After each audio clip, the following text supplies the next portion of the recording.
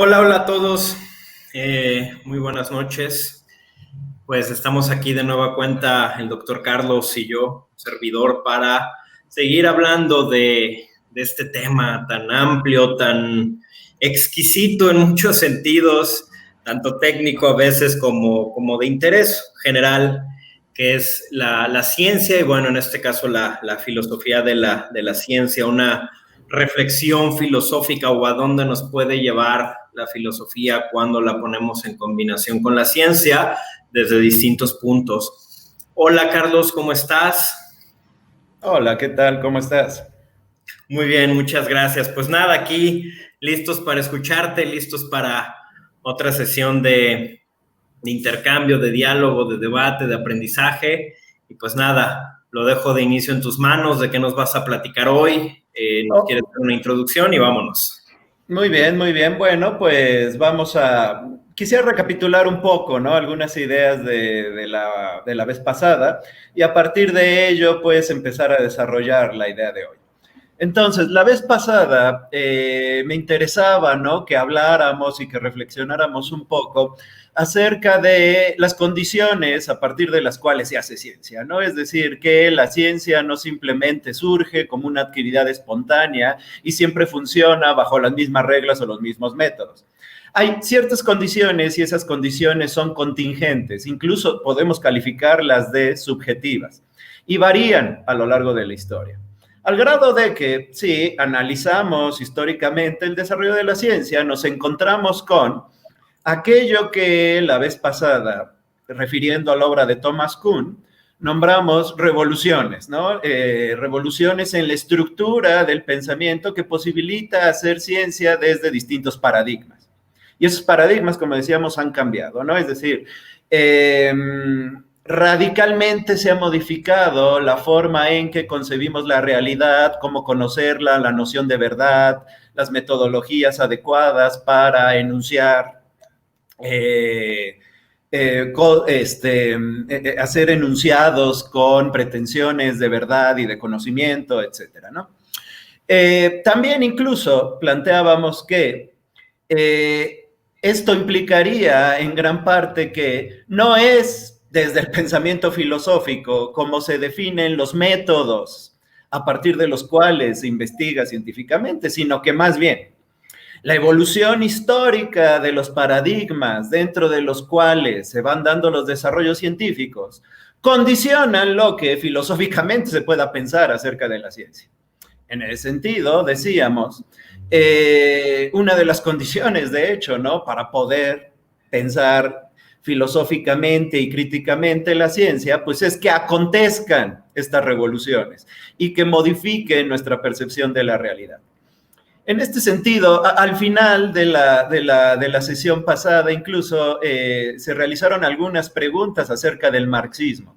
Y me parecieron muy interesantes. Me parece que, por ejemplo, esta visión histórica del desarrollo de la ciencia coincide mucho con la tesis 11 sobre Feuerbach de Marx, ¿no?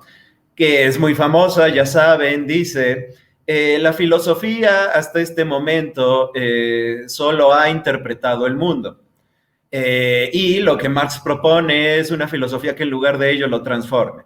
Bueno, pues podríamos decir que esta concepción de la filosofía que ha sido afectada por el desarrollo de las revoluciones científicas y que tan solo puede describir estas revoluciones en retrospectiva, tiene que ver con esta idea de Marx de que la filosofía tan solo ha interpretado la realidad, es decir, ya lo que ha acontecido. Y en gran parte yo coincido con esa idea. En su mayor parte la filosofía lo que hace es solo interpretar lo que ya ha acontecido. Es decir, la filosofía no propone cómo va a continuar la ciencia. La filosofía más bien interpreta cómo de hecho ha funcionado la ciencia hasta ahora. Y lo que habría que ver es si en efecto se puede hacer la segunda parte de esa tesis, ¿no? Sobre Feuerbach que establece Marx. Si en efecto es posible una filosofía que no solo interprete al mundo, sino que de hecho lo transforme. Bueno, creo que eso es una cuestión más polémica y a mí me parece, sinceramente, sumamente complicado. Pero bueno, ahí hay un tema, ¿no? A ver, en todo caso, esta manera de comprender el desarrollo del conocimiento como algo contingente, como procesos contingentes, que están sujetos al cambio, inclusive cambios revolucionarios, es decir, que de manera radical modifiquen la manera en que percibimos la realidad y la verdad. Coincide mucho, pues precisamente, con el espíritu de la modernidad. Podríamos decir que, de hecho, la idea de revolución es una de las bases, uno de los fundamentos de la mentalidad moderna. La revolución no solo en un sentido científico, pero sí, uno de los aspectos importantes del desarrollo de la mentalidad moderna es la de la revolución con base en el pensamiento científico. No quiero decir que en otras épocas no existiera esta idea o no tuvieran una mentalidad en la cual tuvieran siempre presente la posibilidad de cambios radicales. Pero parece que particularmente el desarrollo de la racionalidad moderna depende de manera muy importante de esta idea, ¿no? De la idea de la revolución y que en esa revolución juega un papel fundamental el conocimiento científico. Y retomando lo que decía de Marx, podríamos de hecho decir que Marx es quizá el último gran filósofo moderno. Es decir, que todavía en Marx podemos ver este elemento típico de la racionalidad moderna, ¿no? Es decir, que cuando Marx está pensando en revoluciones, no simplemente está pensando en movimientos políticos, también está pensando en todos los presupuestos cognitivos que se requieren para un cambio radical en la realidad. Y de hecho, una de las suposiciones del marxismo es que su filosofía es posible gracias a una revolución científica. Es decir, en efecto, los marxistas, verdaderamente convencidos, suponen que el marxismo es parte de una revolución científica, es decir, de una manera distinta de ver la realidad. Ellos suponen que esa metodología científica que han contribuido a desarrollar le llaman materialismo dialéctico. Digo, materialismo histórico, perdón, materialismo histórico. Y que eso puede ser la base precisamente de su filosofía que ayudaría a transformar las condiciones sociales, políticas y económicas, que sería el materialismo dialéctico, precisamente. Ahora bien, ¿qué me interesaría discutir aquí? Precisamente cómo esta racionalidad moderna de la que hablamos depende de esta comprensión de su desarrollo a partir de la posibilidad de una revolución científica, que siempre está presente esa posibilidad en la mentalidad del hombre moderno, y que el hombre moderno, desde que empieza a asumir esa identidad, la identidad de un hombre moderno, piensa en que la realidad, en tanto que puede modificarse a partir de su percepción y de la manera en que podemos conocerla, ¿no? Siempre, por lo tanto, podría estar sujeta a un posible progreso. Nunca asegurado, por supuesto, pero el punto es, ya se tiene una conciencia respecto a que la manera en que vemos, percibimos y nos acercamos a la realidad no tiene que permanecer necesariamente igual y no tiene necesariamente que funcionar bajo ciertas reglas. A ver, ¿y esto también qué quiere decir? Vean, podría ser incluso hasta irónico. Una de las ambiciones de la ciencia y particularmente de la ciencia moderna es la de poder predecir el comportamiento de los fenómenos, ya sean naturales o inclusive humanos y sociales. ¿Qué es lo irónico de todo esto? Que a la base de su racionalidad está la posibilidad de que nuestra concepción de la realidad siempre cambie de manera radical. ¿Qué quiere decir esto? Ok, sí, la ciencia aspira a predecir el comportamiento de los fenómenos, pero por otro lado, nunca puede determinar con seguridad que sus métodos y su concepción de la realidad van a permanecer iguales. Siempre, dentro de la mentalidad moderna, cabe la posibilidad de que su idea de realidad y los métodos, por lo tanto, que utilizaban para acercarse a esa realidad cambien radicalmente. Y eso no se puede predecir, es decir, no se puede predecir la forma que tomará ese cambio. Ok, digamos, ¿a dónde nos tendríamos que ir para empezar a analizar, ¿no? ¿Cómo es que se fue gestando esta racionalidad o esta mentalidad típica del hombre moderno? Y bueno, y también destacar por qué es importante hacerlo. Porque a la fecha la racionalidad moderna sigue siendo la racionalidad hegemónica. Es decir, la racionalidad que impera en prácticamente todos los aspectos de nuestra existencia. Tendríamos que irnos a esta época como de transición entre la Edad Media y las primeras propuestas propiamente modernas, ¿no? Podríamos decir, desde finales del siglo XIV hasta el siglo XVI. ¿Y qué es lo que me interesaría hacer en esta sesión? Al menos analizar algunos de los elementos claves, ¿no?, que posibilitaron esa transición. ¿Esa transición de qué? De una forma de pensamiento que podríamos llamar medieval a esta forma de pensamiento que consideramos moderna. No quiere decir que esa racionalidad moderna se mantenga tal cual hasta ahora, ¿no? Pero, como decía, sus formas fundamentales siguen siendo hegemónicas. Claro, se ha ido transformando y se seguirá transformando y algún día será completamente superada, seguramente. Pero, en todo caso, ¿no? Es quizá, todavía quizá seguimos viviendo en gran parte dentro de ese paradigma. Oye, Carlos, a ver, antes de proseguir, tengo algunas preguntas que quizás sean interesantes para ir aclarando y que la gente pueda ir profundizando más en esto. Ya muy, como esta introducción que nos diste, que ya hay bastantes elementos. Primero, la primera pregunta. ¿Consideras que hay, o cuál serían los posibles riesgos, peligros de un psicologismo, un historicismo, no en los términos cotidianos, no en los términos que los entiende, por ejemplo, un Benjamin, que el historicismo tendría que ver con este nexo causal, causa-efecto en la historia y más o menos una homogeneidad, sino historicismo lo voy a entender aquí como hacer hincapié en la historia de las ideas, en la sociología del conocimiento a la hora de interpretar a la ciencia.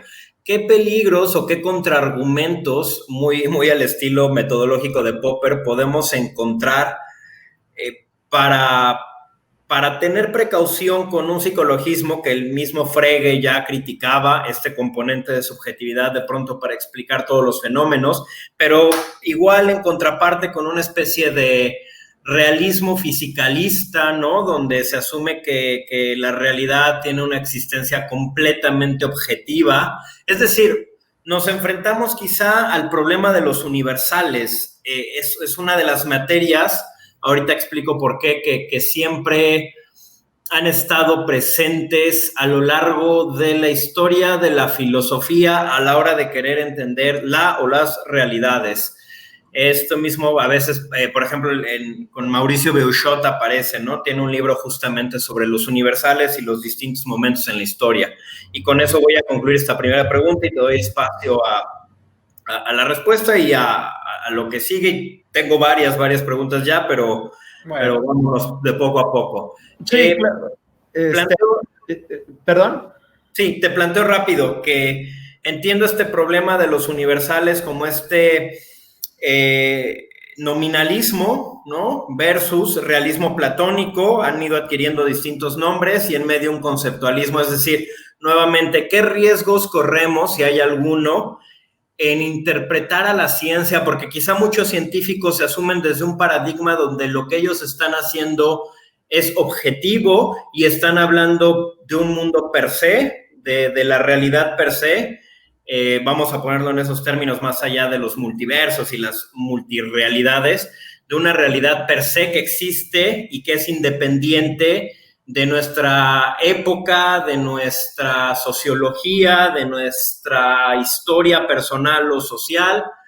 Y por otro lado, te digo, esa especie de realismo fisicalista, y por otro lado, u objetivismo, y por otro lado, este subjetivismo que puede caer en lo que Frege ya llamó psicologismo. ¿Hay algún...? Sí, a ver, digamos, estoy de acuerdo en que esta especie de postura realista, ¿no?, que planteas es muy similar a la de Platón. Incluso le suele llamar esencialismo, ¿no? Es decir, esta creencia en la existencia de esencias universales, que es muy antigua, como el mismo Platón. Y que a lo largo de la historia del pensamiento, pues ha habido propuestas que intentan refutar esto, particularmente el nominalismo. De manera muy interesante, la revolución científica moderna, pues precisamente tiene que ver con este cuestionamiento, ¿no? Precisamente la disputa entre la existencia de los universales y el nominalismo. Es decir, parte de precisamente la racionalidad moderna tiene que ver con la superación de una visión del mundo basada en una especie de comprensión del universo como si pudiéramos acceder a su esencia o su estructura de manera directa a través de las ideas. Eso, digamos, es la versión clásica, ¿no?, que ha existido desde Platón, y me parece que justo la racionalidad moderna lo que cuestiona es esto. Es decir, ¿qué es lo que te ayuda a entender la racionalidad moderna a partir de la revolución científica moderna de la cual vamos a hablar? Que siempre hay una mediación. Es decir, que no podemos simple y sencillamente acceder a la esencia de la realidad, ya sea a través de los sentidos o ya sea a través del pensamiento. Que siempre ahí hay un elemento, ¿no?, que podríamos llamarle, como decíamos, el sujeto, ¿no?, que podríamos llamarle también el lenguaje, ¿no?, todas las estructuras del lenguaje que pueden variar en distintas circunstancias, etcétera, etcétera. Ahí entra todo el problema de, pues claro, el pensamiento entendido como esa mediación lingüística, ¿no?, que los nominalistas precisamente les interesaba entender cómo funcionaba, independientemente de qué, independientemente de esa supuesta realidad exterior que pretendemos conocer. Ahora bien, yo diría, por eso mismo, no podríamos decir que esas posturas realistas son de hecho objetivistas. ¿Por qué? Porque esta noción de la relación entre el sujeto y el objeto, de hecho, ya es producto de una mentalidad moderna como esta que estamos hablando. Es decir, la idea de una realidad objetiva siempre ya implica la noción de que es un sujeto el que le está conociendo y la tiene que someter a crítica. Es decir, aquello con lo cual tenemos contacto, como después estableció Kant, ¿no?, ya cuando estaba avanzada esta revolución y esta mentalidad, es que el objeto siempre está condicionado por el sujeto.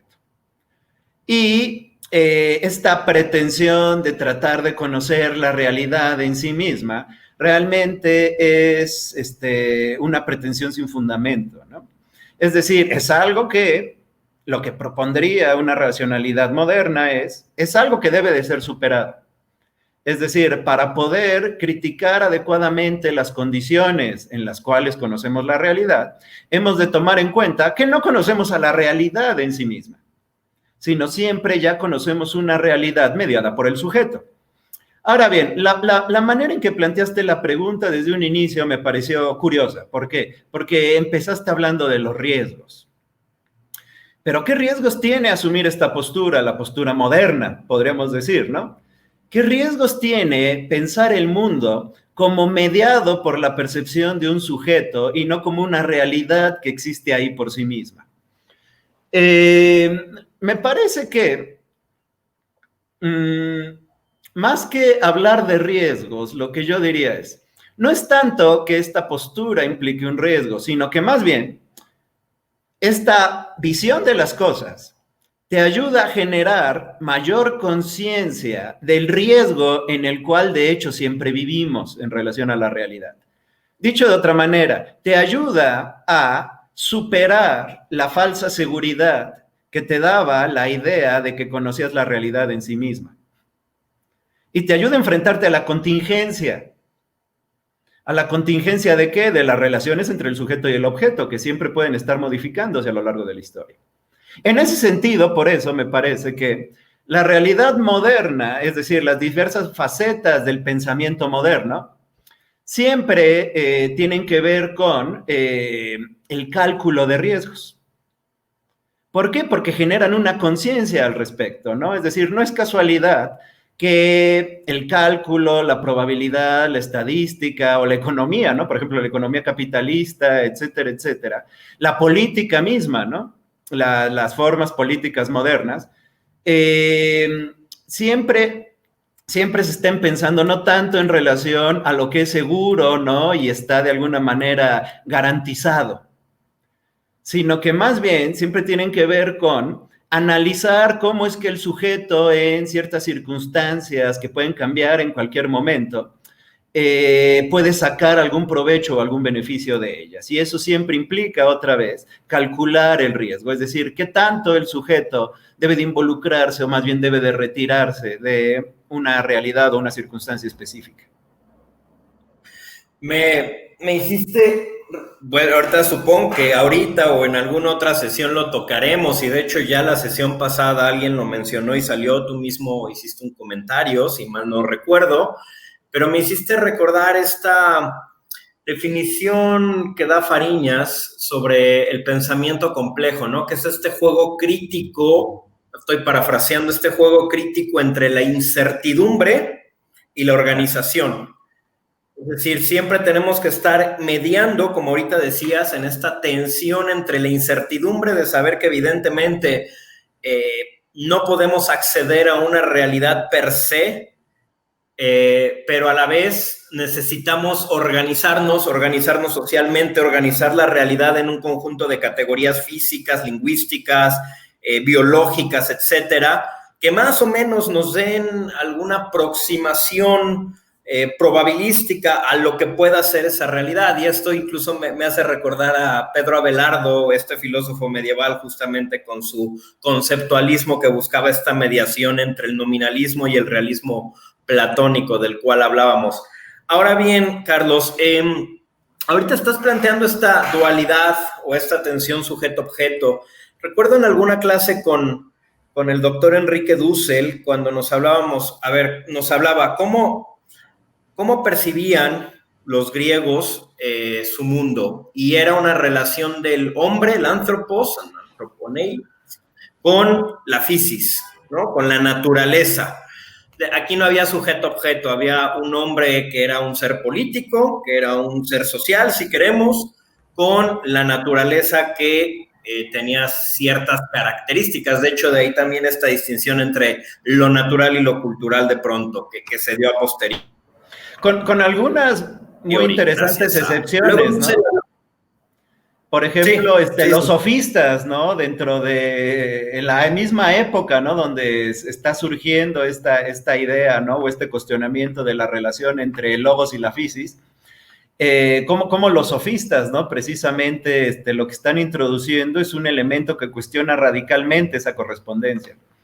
Y así de repente, ¿no? Van a empezar a surgir una serie de figuras que, claro, van a empezar a ser condenadas por esa racionalidad antigua y clásica. Como esta ciencia excepcional, ¿no? En Kuhn también. Claro. Estos momentos, estas personas o grupos que se apartan de las convenciones o lo cotidiano, incluso a nivel científico-filosófico. Segundo, Dussel nos hablaba de la relación, la modernidad surge la relación sujeto-objeto, que es de la que estamos hablando ahorita. Y tercero, él hablaba de un tercer momento, valga la redundancia, que era un poco la posmodernidad, o más bien lo que él llama transmodernidad, que es una superación desde su filosofía de la posmodernidad, que era una relación más de tipo sujeto-sujeto, o muy al estilo Buber o Levinas, ¿no? Yo y el otro, no sé, incluso en este espíritu. Sí. Pues, y claro, donde se introduce mucho la idea de comunicación, ¿no? Es decir, cómo ya no se trata solo de un problema donde un sujeto conoce algo que no es un sujeto, sino más bien donde el problema es cómo los sujetos se comunican entre ellos. Lo cual evidentemente lo único que hace es complicar la cuestión, ¿no? Es decir, pareciera que desde el momento en que hace su aparición la racionalidad moderna, como creo bien estableces, ¿no? El mundo se ha ido volviendo un lugar más y más complejo, cada vez más complejo. Es como si la racionalidad o el pensamiento antiguo tuviera como misión generar un mundo más seguro, un mundo con certezas.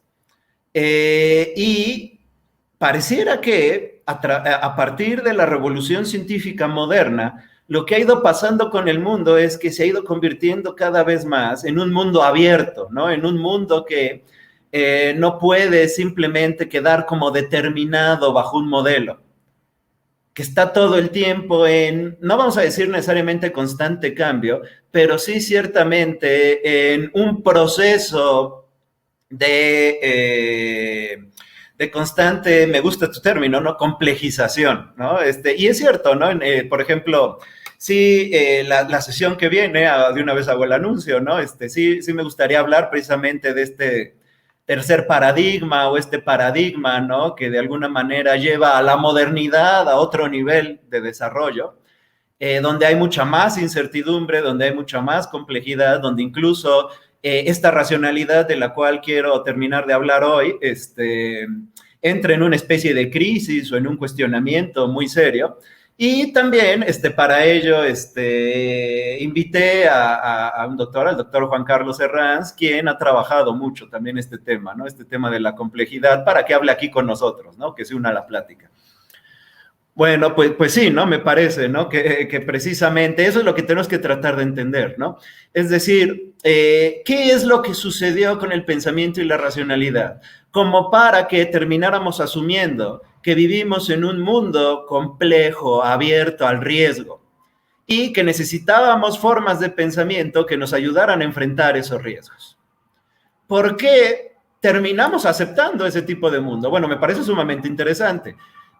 Creo que no existe algo así como una necesidad para ello. Es decir, que sería de hecho contradecirme, ¿no? El plantear que hay algo así como leyes que marcan una especie de necesidad de por qué los hombres o su racionalidad tiene que evolucionar de cierta manera. Más bien, así sucedió. Y lo que tenemos que hacer es recapitular históricamente lo que sucedió para tratar de encontrar esos elementos que nos ayuden a entender por qué los hombres en una época específica asumieron el hecho de que se encontraban en un mundo descentrado, en un mundo abierto, en un mundo que no está regido por un modelo ideal, donde en principio no se puede garantizar la armonía, el orden y por lo tanto tampoco se puede garantizar que funcione o que siempre vaya a funcionar bajo el mismo sistema de reglas. Fíjate, nada más quiero hacer aquí un pequeño paréntesis y preguntarte tu punto de vista.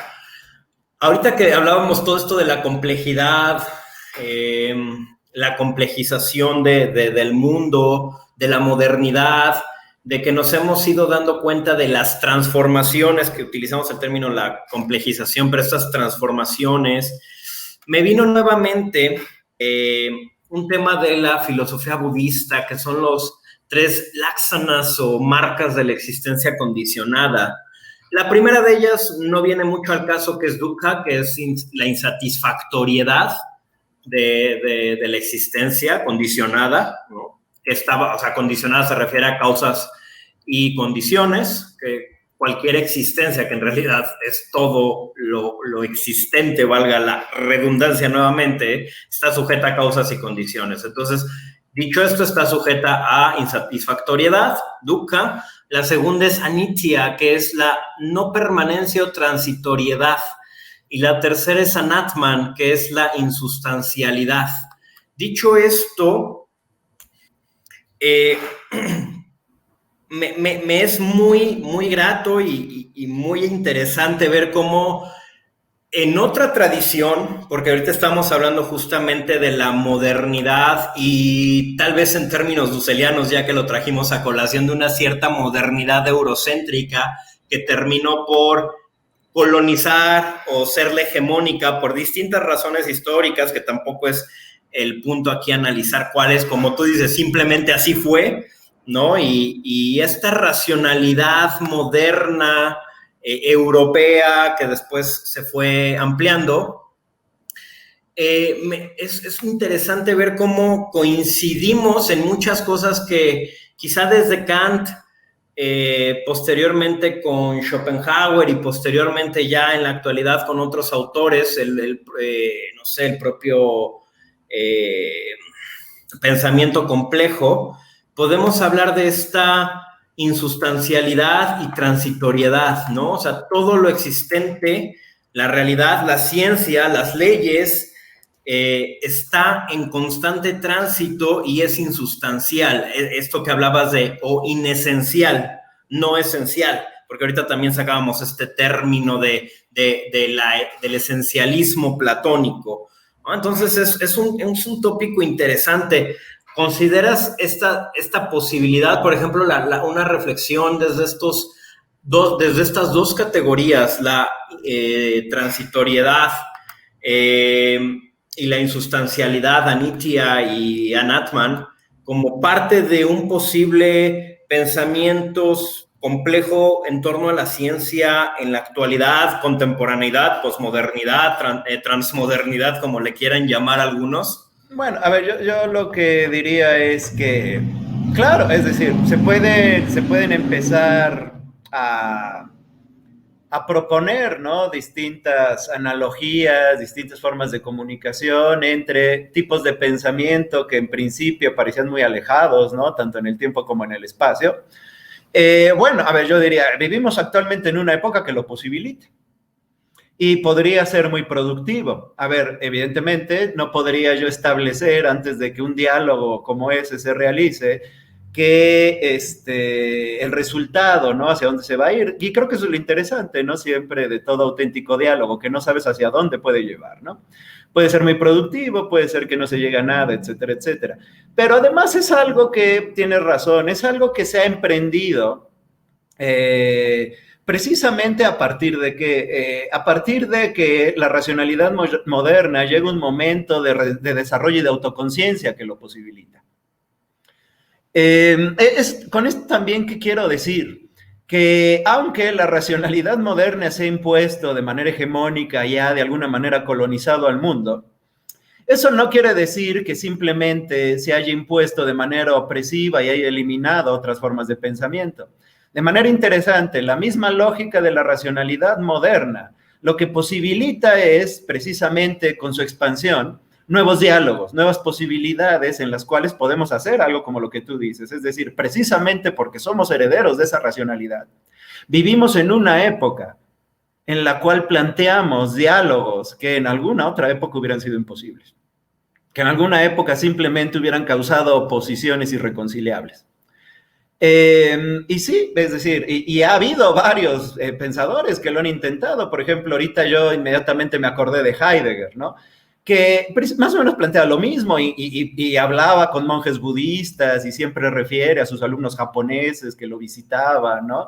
Y dentro de su planteamiento hermenéutico, lo que plantea es este diálogo intercultural entre distintos tipos de metafísica como uno de los problemas fundamentales de nuestra época, ¿no? ¿Qué tiene que ver con qué? ¿Qué tiene que ver, es cierto, con la posibilidad de hacer avanzar, incluso superar quizá la racionalidad moderna? Pero a mí lo que me gustaría destacar es cierto, quizá estamos en ese momento, quizá estamos en esa tarea, pero estamos en ese lugar y en esa tarea gracias a la racionalidad moderna. Y entonces, al respecto, me gustaría destacar, pues, ¿qué es entonces lo que pasó? Es decir, ¿qué es lo que ayudó a que la racionalidad moderna llegara a ser lo que es y a propiciar precisamente estos planteamientos tan interesantes, ¿no? Como el que propones. A ver, aquí hay una figura que a mí siempre me ha parecido fascinante, ¿no? Y que me parece sintomática, ¿no? Y que en ese sentido nos ayuda a entender ese proceso de transición de una visión antigua y medieval a la visión moderna. Me refiero a la figura de Giordano Bruno.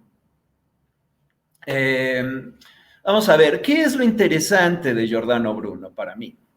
A ver, Giordano Bruno quizá no va a aparecer en muchos cursos de filosofía, ¿no? Solo va a aparecer como una figura marginal, en el sentido de que él no es como la conclusión de un proceso intelectual sumamente relevante, ¿no? En términos históricos. Es decir, Giordano Bruno no es Kant, Giordano Bruno no es Hegel, ¿no? Giordano Bruno no tiene un enorme sistema de pensamiento conceptual. Y sin embargo, sus reflexiones y su producción son muy interesantes para comprender qué es lo que estaba pasando con el pensamiento justo en esta época de transición entre la Edad Media y la modernidad. Tú sabes, ¿no? Algo que Giordano Bruno decide asumir subjetivamente como un compromiso y casi como una misión es tomarse en serio los descubrimientos de Copérnico. Y creo que aquí tenemos un elemento clave para entender realmente qué es la modernidad y cómo la modernidad requiere o requirió de una revolución científica. Precisamente comprender esta relación entre Bruno y Copérnico nos ayuda a entender cómo es que el hombre moderno empieza a asumir una identidad. Y es una identidad en la cual incluso arriesga su propia vida, como pasó con Giordano Bruno. Es decir, es un momento histórico en el cual los hombres son cada vez más conscientes de que su realidad está cambiando. No a nivel material solamente. Está cambiando la manera en que conciben la verdad y conciben su relación con lo que Giordano Bruno llamaba el infinito. Y eso es sumamente interesante, ¿no? Esa manera en que, a partir de ese momento, la noción del infinito va a ser pensada de manera radicalmente distinta. Vean, en la Edad Media, ¿qué pasaba? Y durante la Antigüedad, etcétera, etcétera, ¿no? El infinito era pensado como una realidad trascendente y era ubicada en el plano de lo eterno. Y evidentemente era relacionada con las nociones de divinidad antiguas y de religiosidad antiguas. Entonces, claro, tenías un esquema muy simple, ¿no? Tenías el esquema de el orden de lo mundano, de esta realidad, ¿no? Del mundo de las imágenes, de lo carnal, del pecado, lo terrenal, etcétera, etcétera. Todo depende de la religión bajo lo cual lo veas. Y por otro lado, tenemos esta realidad trascendente, ilimitada, infinita y eterna, ¿no? Esta relación entre lo perfecto y lo imperfecto. Lo perfecto que te garantiza el orden de las cosas, lo imperfecto cuya misión es tratar de acercarse lo más posible a lo perfecto. Pero claro, ¿qué es lo que introdujo Copérnico con sus observaciones, ¿no? Con sus elementos técnicos, ¿no? A partir de los cuales fue capaz de establecer mediciones objetivas y cuestionar, por lo tanto, el paradigma antiguo.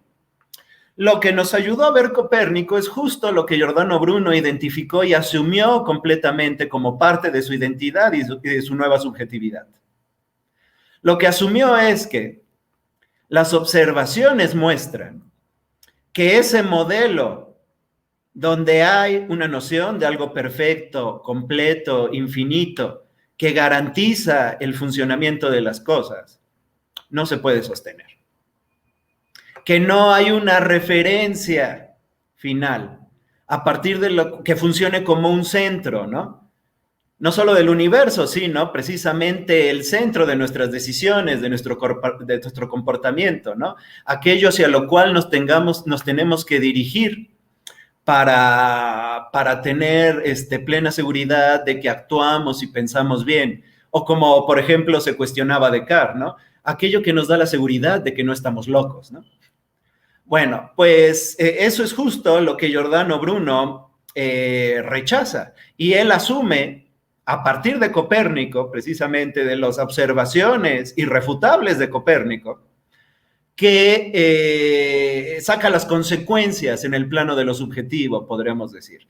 Y asume que tenemos que asumir que lo único auténticamente infinito es la complejidad de este mundo. Ok, que este mundo no se rige bajo un modelo que determine sus límites, sino que más bien no hay un centro o no hay una referencia que determine dentro de qué límites debe de funcionar este mundo.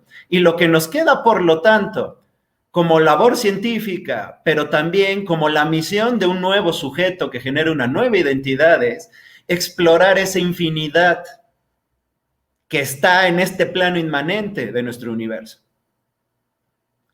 Y con ello entramos una nueva tarea científica y una nueva labor, donde además también creo, como mencionabas hace rato, ¿no? Es muy interesante explorar cómo paulatinamente se fue perdiendo cada vez más la noción de sustancialidad. Oye, y mira, voy a utilizar lo que nos acaba de preguntar Wilmer, Alexis.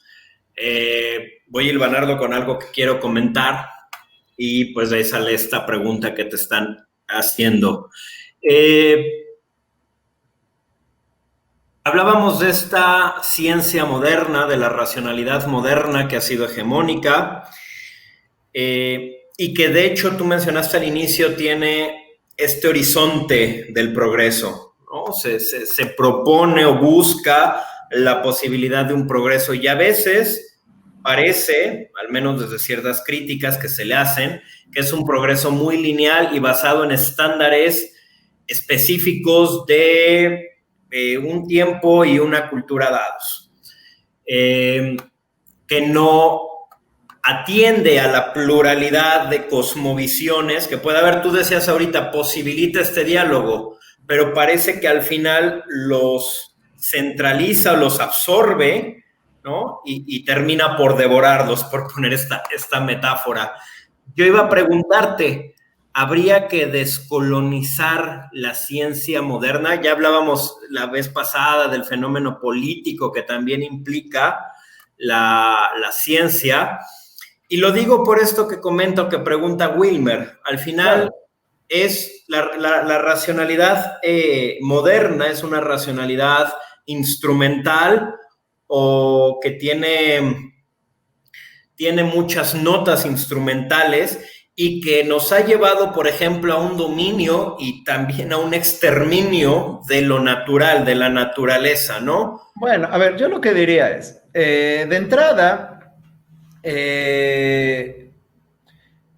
lo que parece muy interesante es que se supera la idea de que simple y sencillamente hay algo ahí como una naturaleza que nos dicta las reglas.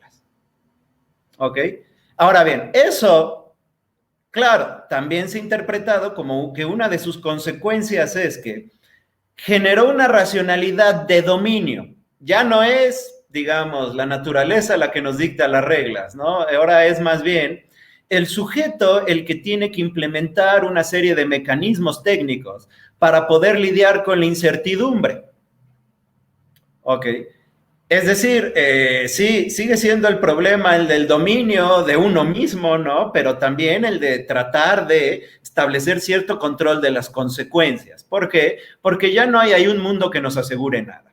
En ese sentido, sí, claro, hay el desarrollo de una racionalidad instrumental y de una racionalidad de dominio, sin duda alguna. Ahora bien, aquí, sin embargo, ¿cuál es el tema? Esa racionalidad instrumental y esa racionalidad de dominio implica la destrucción de toda pluralidad.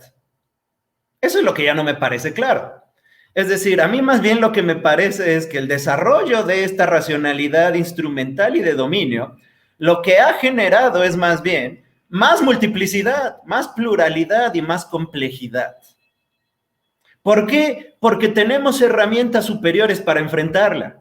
Es decir, porque gracias al desarrollo de esta racionalidad, los hombres tenemos más posibilidades de arriesgarnos a territorios a los cuales antes no podíamos hacerlo. Ahora bien, regreso al problema del riesgo, porque en gran parte como que las preguntas siguen en relación a este tema que ya habías tocado, ¿no? El riesgo.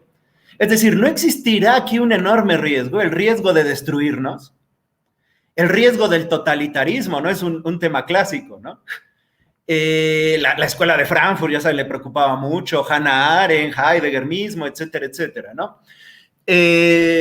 ¿No será que esta especie de confianza que fue generando el hombre moderno en sus herramientas técnicas con base en esta racionalidad científica le ha dado un poder que pone en riesgo su misma existencia y la existencia del planeta?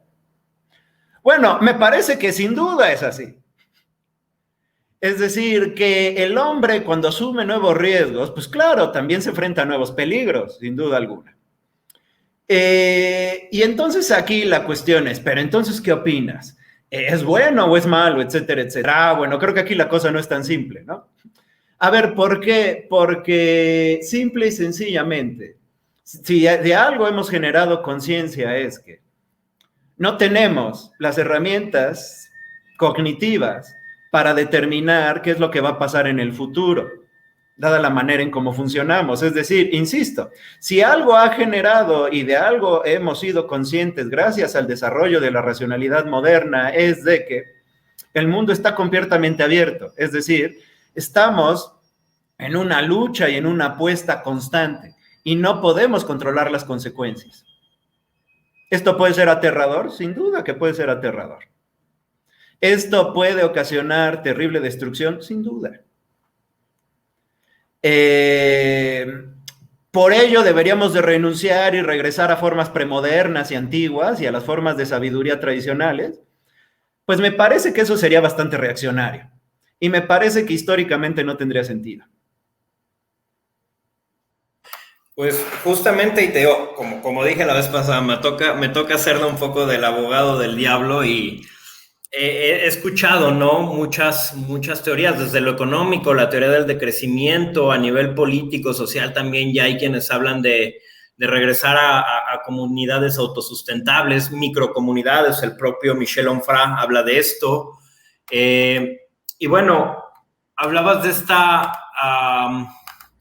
razón moderna y la enmarcabas quizá como el último gran filósofo moderno con Marx. Y se me venía también este tema, y ahorita empato mis dos ideas, porque son dos ideas que parecen aisladas, del dominio. Decías que se ha aniquilado esta ciencia, razón moderna, ratio, esta medición moderna, que como bien dices viene pues de Copérnico, de Galileo, ya con antecedentes en Bruno, Tycho Brahe, hay varios que ya empiezan a trabajar esto que va a ser la razón moderna. Y me lleva a la pregunta de, bueno, decías que no aniquila la pluralidad.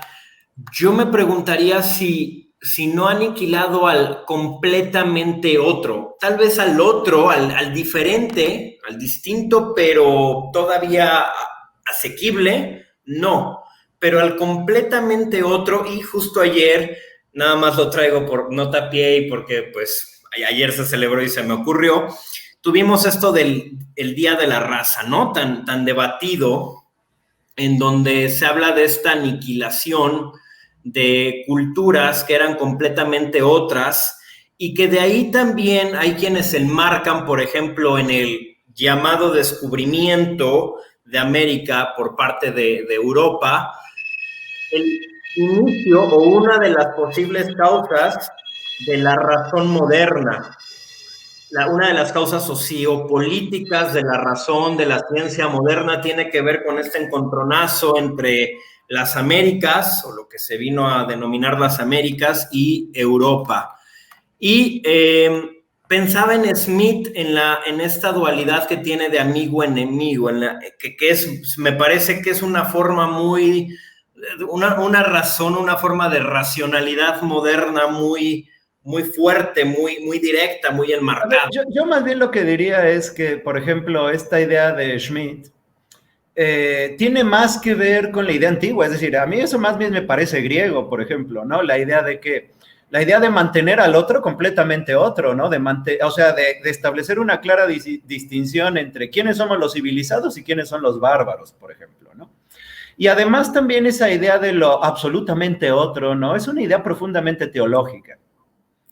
Es decir, es esta idea de que de alguna manera los límites de la propia identidad, ¿no? Tienen que estar determinados con una otredad que no podemos penetrar, a la cual no podemos acceder. Ahora bien, ve qué irónico es esta idea, ¿no? De mantener el espacio de lo completamente otro y de luego proyectarlo sobre otras culturas. ¿Cuál es el problema ahí? Que si uno es consistente, ¿no? Y coherente con esa postura, entonces, a lo que renunciarías es precisamente a la interrelación y a la afectación mutua de las culturas, tratando de mantener cierta pureza de lo otro. Y creo que un mundo así es un mundo que corresponde más con la visión antigua, precisamente, ¿no? Es un mundo mucho más estático, ¿no? Es un mundo con mucho menos intercambios, es un mundo donde no asume riesgos de violar o de ir más allá de los límites de lo que consideras tu realidad y tu identidad. Y por lo tanto también, claro, pues no puedes plantear una idea de qué, pues una idea, por ejemplo, de que hay una verdad más allá de aquello de lo que tú piensas. Es decir, en el fondo me parece que si algo realiza la racionalidad moderna es atreverse a relacionarse con el otro y que eso siempre es un acto arriesgado. Y que claro, en ese acto arriesgado, como bien lo indicas, por ejemplo, en los fenómenos del imperialismo y de la explotación económica en el sistema capitalista, muchas veces lo que ocasiona es destrucción, sin duda alguna. Creo que es algo que no debemos de soslayar, ¿no? Que es algo que debemos de afrontar. Sin duda alguna, la racionalidad moderna siempre implica este riesgo de relación con el otro que termina en la violencia y en la fuerza injustificada. Pero al mismo tiempo también, eso posibilita nuevas formas de intercambio, ¿no? Eso también posibilita un diálogo productivo. A ver, por ejemplo, lo que tú establecías, ¿no? La posibilidad de establecer un diálogo con el budismo es posible gracias a este acercamiento con el otro, pero siempre hay un riesgo en ese acercamiento. Es justo lo que te iba a decir. Recuerdo una conferencia de Rodney Piffer en el Congreso Mundial de Filosofía allá por 2008, donde decía, ponía incluso el esquema, ¿no? Del multiculturalismo de pronto, donde ponía como esferas. Esto es una cultura, una sociedad, una forma, una cosmovisión del mundo. Esta es otra. Y el ideal de la racionalidad moderna, vertido aquí, sería la posibilidad de la comunicación entre estas distintas esferas con más o menos una equidad, ¿no? En sus posturas, en su diálogo, o sea, que no se vea de a priori una por encima de la otra. Decía, el gran problema es que tarde o temprano siempre hay una que es mayor por algunas razones económicas, políticas, y que termina devorando, homogeneizando a las demás, ¿no? Y ese quizás es el riesgo del cual hablas. Claro, y a ver, y lo que yo diría es, creo que si algo es interesante, o sea, que si algo ha generado el hombre moderno es la conciencia de que no tenemos ninguna garantía de que esas relaciones de las distintas esferas de la realidad, que es sumamente compleja, se puedan relacionar de manera armónica y justa. Pero tampoco tenemos ninguna seguridad de que se van a relacionar de manera caótica, violenta. Es decir, creo que lo interesante de la mentalidad moderna es que ha generado una apertura al estudio concreto de esas posibilidades y que en gran parte la ciencia moderna es eso, la apertura al estudio del desarrollo de esas posibilidades que nos brinda una realidad compleja e infinita. Oye, y bueno, ya cuando tú ves una pregunta digo, oye, por cierto, hace rato ya no sé ni si dije el nombre y si la regué, pero estábamos hablando, si el público, algunas personas del público no lo conocen, estábamos hablando de Carl Schmitt, no de Adam Schmitt, ¿no? Dos personajes filósofos distintos, solo como nota a pie de página. Y por aquí nos pregunta Clarisa Camargo, quizá estamos en estos roces entre lo político y lo científico, la razón moderna entre lo político y lo científico podría ser. Y esa razón de la manera en que estamos planteando el tema, es decir, esto es lo que me parece interesante, ¿no? El hecho de plantear el problema de la reflexión sobre la ciencia, no simplemente a partir de sus métodos internos, sino de las condiciones que posibilitan que existan, da pie precisamente a estos diálogos y discusiones. Y para eso también vean nuestro primer video que ya está en YouTube, por cierto, para que vean esto que se dijo, ¿no? De estas posibilidades de los distintos discursos. Nos pregunta Clarisa, me interesaría saber la opinión respecto de las posturas del Estado del anarquismo y contractualismo, que bueno, quizá lo estoy pensando que son movimientos de la razón moderna, sobre todo el contractualismo. El anarquismo habría que delimitarlo más, pero ¿qué piensas respecto a esto? Bueno, creo que es una pregunta un tanto general, ¿no? Me toma un poco de sorpresa en relación a lo que estamos discutiendo, ¿no? Pero bueno, tiene que ver con qué, sin duda alguna, tiene que ver con la racionalidad moderna, ¿no?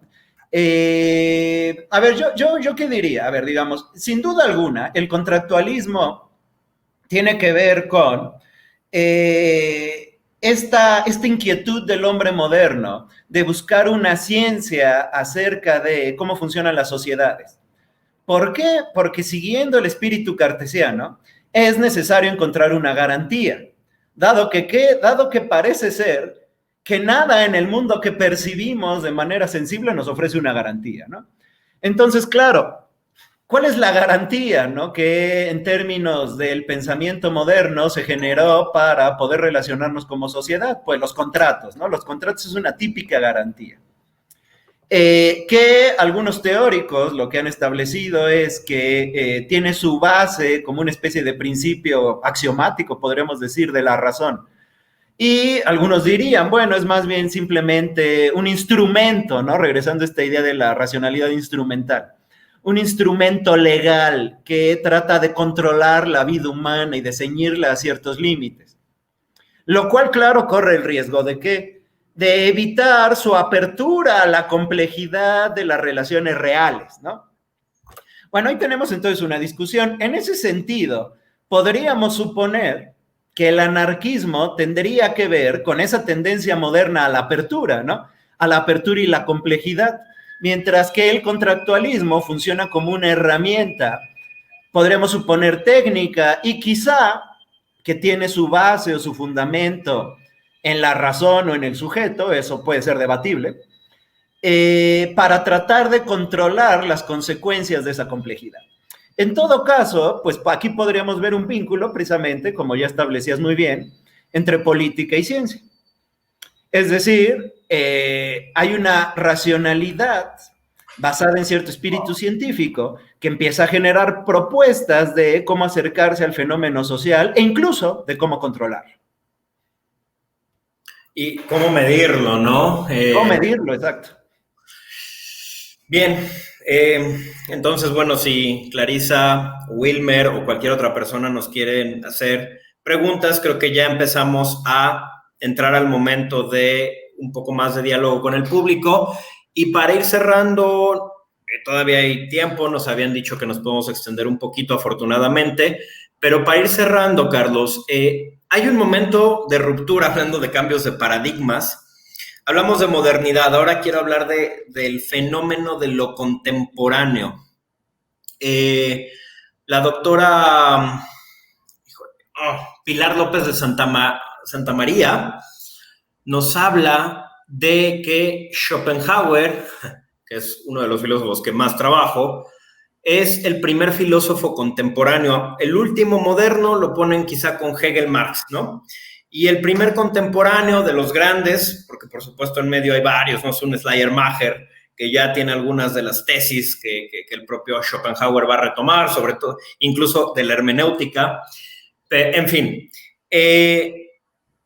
¿por qué es el primer filósofo contemporáneo según esta tesis, esta afirmación de la doctora Pilar? Porque es el primero que habla de la irracionalidad, que es esto a lo que él denomina voluntad, ¿no?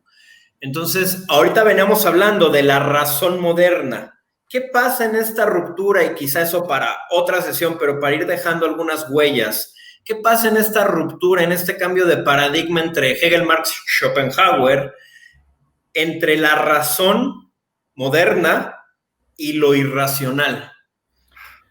Bueno, como dices, creo que eso ya sería como el tema de nuestra siguiente sesión, ¿no? De hecho, a mí me gustaría empezar precisamente en ese momento, ¿no? Donde se está cuestionando a la racionalidad moderna, donde inclusive podríamos decir, esa racionalidad está llegando a sus límites. Y se empieza a explorar aquello que ya no puede ser explorado por la razón. Y lo que acabo de decir es sumamente paradójico, ¿no? Es decir, comienzan las exploraciones de lo inexplorable, podríamos decir, ¿no? En términos, claro, en términos racionales, en términos científicos, etcétera, etcétera. Y por lo tanto, ¿qué se cuestiona? Se cuestionan las posibilidades, no solo de la razón, sino de esta disciplina particular que es la ciencia, de poder generar conocimiento, poder acercarse a la verdad de ciertos fenómenos, como este del cual hablas, ¿no? El fenómeno de la voluntad, sea lo que eso sea, ¿no? Es decir, la manera en que eso se plantea.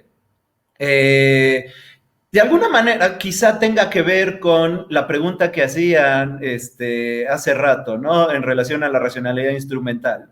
De quizá estas exploraciones lo que tratan de hacer es recuperar como una referencia fundamental del pensamiento esta figura del radicalmente otro.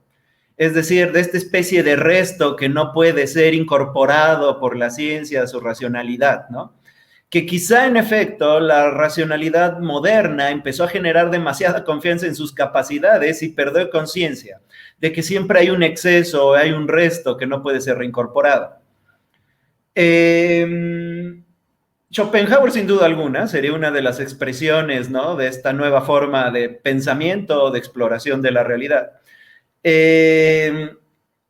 Pero yo diría, ya el mismo Hegel, ¿no? Y en general, lo que podemos concebir como el idealismo alemán. Schelling, ¿no? Hölderlin mismo, ¿no? Aunque él más quizá desde la poesía. Fichte, bueno, quizá eso es más complicado, ¿no? Schiller, en todo caso, etcétera, ¿no? ¿Cómo ellos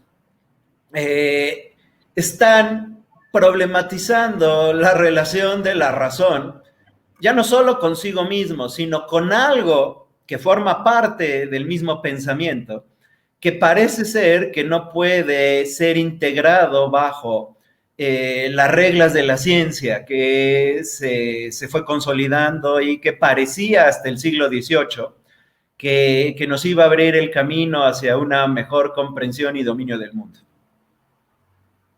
Y aquí a mí me gustaría añadir a alguien, incluso anterior a estos que dices, el mismo Pascal, otro de hecho científico, ¿no? Claro, científico y a ver, sin embargo, mi Pascal más bien me parece un tipo muy interesante, sin duda alguna, y sus discusiones con Descartes, ¿no? Son fascinantes, ambos grandes matemáticos, que Pascal, más que ser como esta especie de filósofo que ya está anunciando como los límites de la modernidad, es más bien alguien que a mí me parece más semejante a la figura de Giordano Bruno, es decir, que están todavía muy cerca del inicio de esta revolución moderna y que siguen todavía sufriendo los efectos del cambio de paradigma. ¿Por qué? Porque las discusiones filosóficas de Pascal en sus pensamientos tienen que ver mucho todavía con el problema de fe y de la fe y de Dios, y la relación con esta nueva racionalidad científica basada en el cálculo. Sí, aquí hay dos pensamientos que me gustaría traer a colación de Pascal, el 423, que dice: el corazón tiene sus razones que la razón no conoce, lo sabemos por mil cosas. Y el 298, que dice: el corazón tiene su método, el espíritu el suyo, que es por principio y demostración. El corazón tiene otro. No se demuestra que debamos ser amados sometiendo a método las causas del amor, sería ridículo, ¿no? Sí, pero no está hablando como tal de la voluntad, ¿no? Es decir, de este elemento irracional. Me parece que en la tradición del cristianismo, ¿no? Desde la Edad Media siempre está esta idea, ¿no? De la fe y el corazón. Es decir, que Pascal está más refiriendo a la fe o al problema de la fe. Ahora, uno de los posteriores, y ya damos paso a los comentarios de Clarisa. Sí, a la pregunta de Clarisa, sí. A las preguntas, sí. Quizá a posteriori de Schopenhauer, y a mí me gustaría mucho que nos hablaras, tal vez ya lo tengas pensado, y si no, pues estaría muy padre que en alguna de las sesiones futuras nos hablaras. Cuando explicabas esto de lo insondable, ¿no? De la razón, empezamos a entrar después de Hegel, Schopenhauer y este idealismo alemán, empezamos a entrar en esta parte insondable que quizá va a encontrar en el siglo XX uno de sus máximos exponentes en la figura de Freud. Yo sé que tú le entras ahí al tema o has estudiado el tema del psicoanálisis, ¿no? Y es muy interesante también este posible tópico de psicoanálisis y ciencia. No, sin duda. A ver, y yo diría, el psicoanálisis solo sería una de las expresiones de este cambio de paradigma. A ver, sin duda todas estas formas de pensamiento, ¿no? Estas reflexiones filosóficas, lo que pretenden me parece, tratar de generar sentido de todos los cuestionamientos desde el plano de lo científico que está sufriendo la racionalidad moderna. Es decir, ¿por qué? Porque ya para el siglo XVIII ya se consolidó esta nueva ciencia que en la época de Giordano Bruno pues apenas estaba comenzando. Es decir, ya es a finales del siglo XVIII la nueva racionalidad, ¿no? Ya triunfó, es la racionalidad hegemónica. Pero entonces, ¿qué es lo que está pasando? Es decir, lo que está pasando es que no simplemente, ¿no? Ya que tienes un modelo para explorar la realidad se va a mantener dentro de ese modelo. De lo que están siendo conscientes los intelectuales de la época es de las discrepancias y de la inconmensurabilidad de los distintos fenómenos de la realidad respecto al modelo que supuestamente te iba a dar una referencia que garantizaba tu acercamiento a la complejidad. Y de ahí me parece que vienen todas estas exploraciones muy interesantes. Una de las cuales, como muchas otras, sería la de Freud, ¿no? Y su muy interesante conceptualización del inconsciente, que es muy distinta, ¿no? A la de Nietzsche o Schopenhauer, aun y cuando pudo haber habido alguna influencia al respecto. Sí, de acuerdo. Bueno, vámonos Vamos acá. con Clarisa, ¿no? Que tiene una pregunta interesante acerca de la cuestión antropológica, ¿no? De la definición del hombre en relación a esta racionalidad moderna. A ver, creo que tus preguntas están muy relacionadas, Clarisa. Es decir, creo que en efecto, esta cuestión de tratar de, a partir de esta nueva racionalidad que se va desarrollando en función de los avances en la comprensión física del universo, van generando la inquietud de trasladar esos métodos al problema humano, a lo social para empezar y a lo político, pero incluso a la misma definición del hombre. Y entonces, eso que refieres de Rousseau y de Hobbes, entre otros, me parece que son algunos de los tantos intentos de encontrar algo así como el axioma fundamental de la naturaleza humana, ¿no? Es decir, tratar de determinar cuál es el principio a partir del cual podemos empezar un proceso de demostración deductiva acerca de cómo debe vivir el hombre. Y creo que eso es justo lo que desde el siglo XVIII, pero ya plenamente durante el siglo XIX, justo esos intentos son los que van a ser muy cuestionables. Y que ya Rousseau es alguien en donde ya se manifiesta ese cuestionamiento, es decir, porque el pensamiento y los escritos de Rousseau son muy distintos al contractualismo de Hobbes o de Locke. Ya Rousseau ya introduce precisamente estos elementos que mencionabas, ¿no? De la irracionalidad, de que el comportamiento humano no puede simplemente limitarse a una serie de principios que aseguren con garantías las deducciones que podemos hacer acerca de cómo hemos de vivir.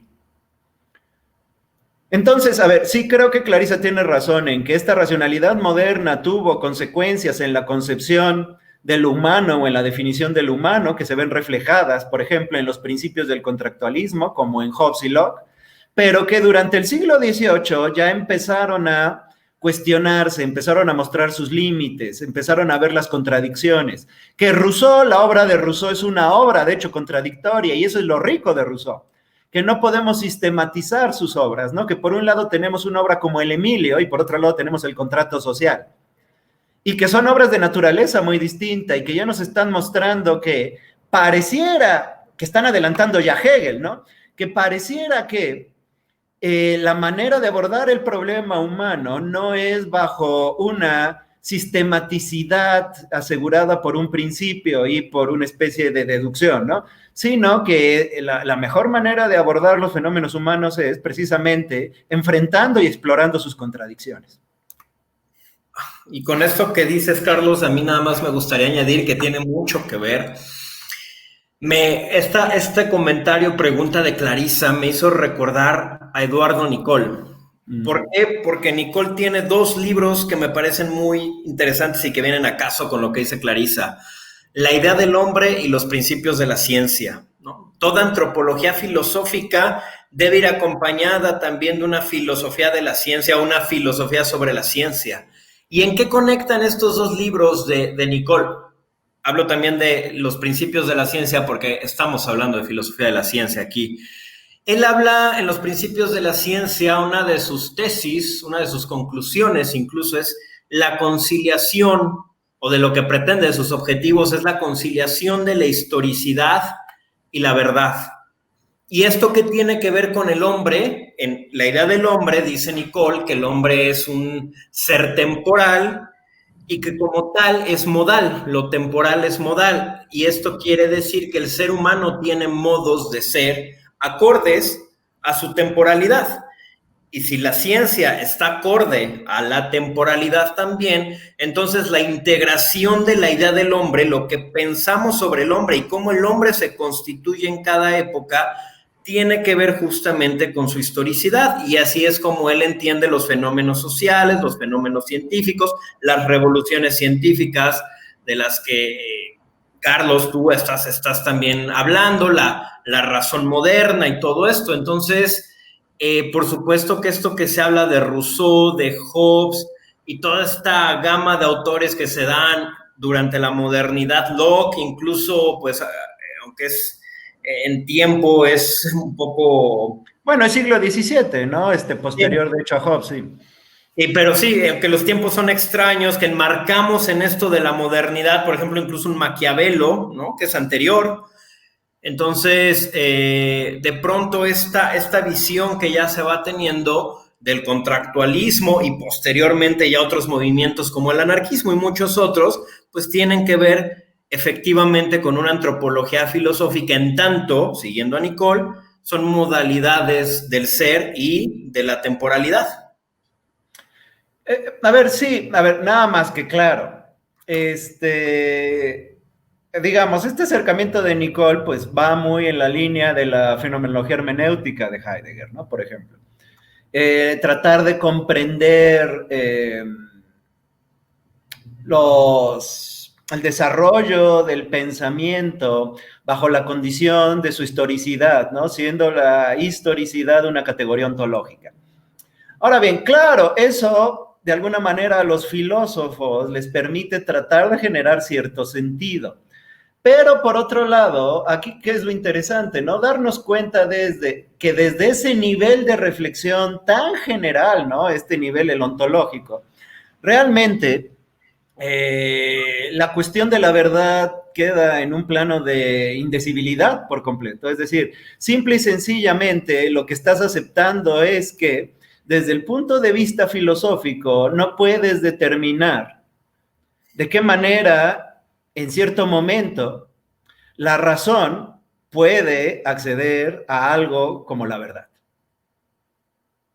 Sí, y esto como volvemos al inicio, quizás cerrando, también desde el inicio se me vino esta idea de cuando mencionaste la crítica que Marx hace, ¿no? De la filosofía, de que se ha dedicado a interpretar el mundo y no a transformarlo. Recuerdo un video, una entrevista que le hacen a Heidegger, estamos hablando, volvió a salir Heidegger, donde le piden o hace una reflexión sobre esta tesis de Marx y dice, bueno, pero pues al final lo que Marx está haciendo también es interpretado, o sea, cuando dice que el filósofo se ha dedicado a interpretar y no a transformar la realidad, también está interpretando un canon, un conjunto de teorías, de doctrinas, de movimientos, es decir, y en esto se da como este círculo hermenéutico, ¿no? Y que lo hemos hablado con Kuhn, con la historicidad, por eso también hace rato hablé de Schleiermacher. Si interpretamos solamente las estructuras científicas, los cambios científicos, y al final la ciencia es un modo de interpretación de la realidad o de las realidades, entonces constantemente estamos reinterpretando los datos que nos llegan desde nuevas metodologías, desde mejores instrumentos de análisis, de medición, pero sí, que finalmente sigue siendo este círculo. Bueno, a ver, sin duda alguna ahí hay una discusión muy, muy interesante, ¿no? Que eso ya nos mete de lleno a los problemas del siglo XX y que podríamos decir tendrían que ver ya con este nuevo paradigma, ¿no? Que me gustaría explorar más la clase entrante. que tiene que ver otra vez con la crisis de la racionalidad moderna, ¿no? Y con un nuevo horizonte de pensamiento. Ahora bien, al respecto, hay una discusión muy interesante en estas líneas, ¿no? Como entre la hermenéutica y el marxismo. En Francia, entre Althusser y Ricoeur, que son como herederos, ¿no? De esta discusión, cada uno defendiendo su postura. Entonces, si uno lee las conferencias sobre la ideología y la utopía de Ricoeur, más o menos tiene el mismo argumento que acabas de presentar, ¿no? Es decir, que el marxismo tiene que tomar conciencia de que siempre va a haber una mediación interpretativa, ¿no? Entonces uno no puede simplemente pretender transformar el mundo sin interpretarlo, etcétera, etcétera, ¿no? Ahora bien, lo que Althusser le contesta a Ricoeur es que la cuestión no es si uno para hacer ciencia tiene que interpretar, sino más bien que la ciencia no se puede reducir simplemente a una herramienta interpretativa. Y entonces ahí hay algo muy interesante respecto al marxismo. El marxismo parece no pretender generar una filosofía o producir una filosofía que nos permita simplemente tener presentes como los principios de interpretación de la realidad, sino más bien pretende tener un aparato científico que le permita enfrentar las distintas contingencias prácticas, a partir de las cuales puede iniciar un proceso dialéctico que va dando forma a una filosofía siempre cambiante. Y precisamente esa constante interrelación entre la comprensión de los distintos fenómenos concretos y materiales y el determinar a nivel filosófico cuáles son las consecuencias que se deben de seguir a nivel de pensamiento, parece estar a la base de esta especie de intención del marxismo de generar conciencia de una forma de pensamiento que esté más atenta a los cambios. En contra, yo agregaría que la hermenéutica tiene más bien una postura conservadora en este sentido, es decir, que no es casualidad que los típicos temas de la hermenéutica siempre tengan que ver con la tradición, ¿no? Con el pasado, con la recuperación, y que en cambio el marxismo tenga que ver más con la cuestión contraria, ¿no? No tanto con la continuidad, sino sobre todo con los rompimientos y con la adaptación a nuevas circunstancias. No se me viene el nombre, si fue el mismo Heidegger en esta entrevista u otro autor, profesor, que me decía, y esto también como esa contraparte, contraargumento al marxismo, ¿no? Que ya, y ser hermenéutico muy en la línea de Ricoeur, como dices, que ya la interpretación per se es una transformación, una buena interpretación implicaría a mediano, largo plazo en estos tiempos, ¿no? En estos los llamados 3 tiempos de Brodel,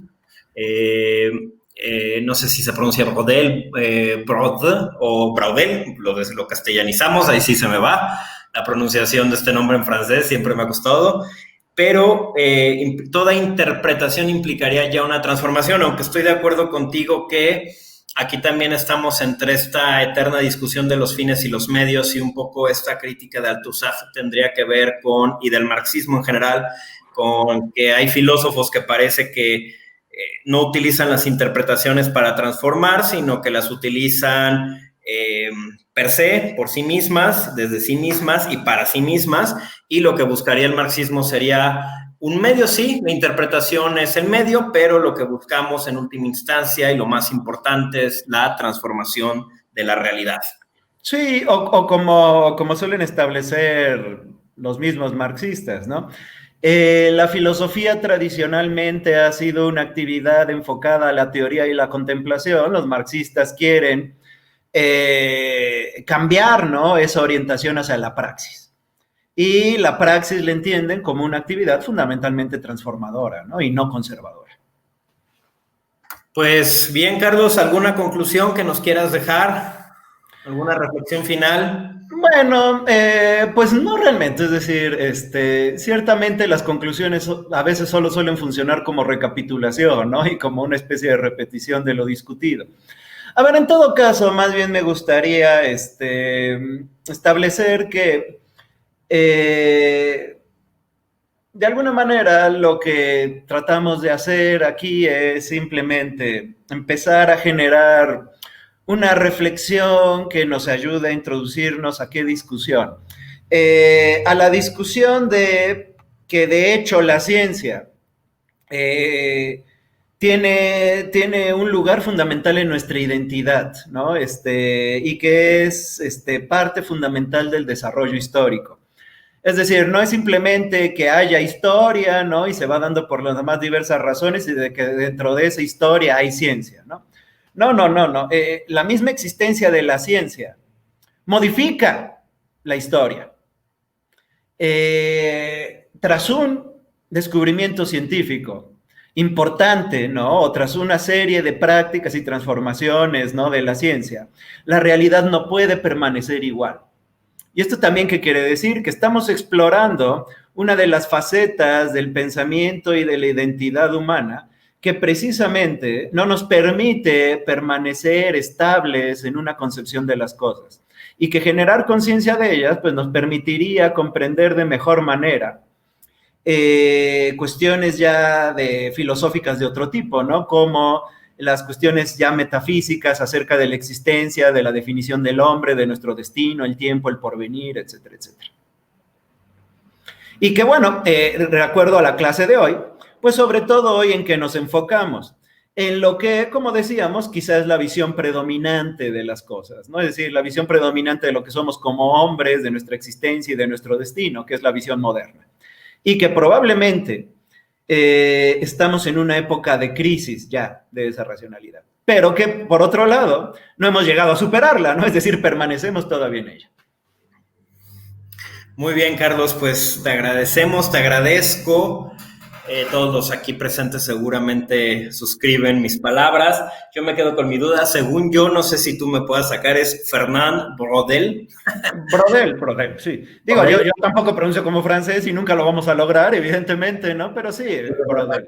Fernand Braudel. Entonces, no, te agradezco, te agradecemos por nuevamente esta instrucción, por dedicarnos este tiempo, por todo este diálogo que siempre es muy enriquecedor y pues nuevamente invitar a la gente que, como sale aquí, nos sigan, nos acompañen el próximo martes en punto de las 8 de la noche para seguir compartiendo con el doctor Carlos este tema de filosofía de las ciencias,